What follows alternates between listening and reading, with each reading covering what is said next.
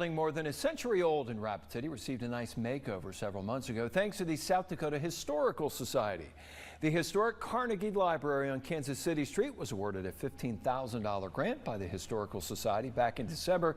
The building has been around since 1915. It was even home to a police station once when the new public safety building was being built. The library made its way to the National Register of Historic Places in 1981.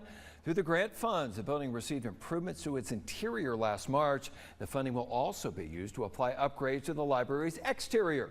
Since last fall, 3 businesses have set up offices in the iconic location, including Co-op Architecture, Black Hills Broadband, and Fresh Produce.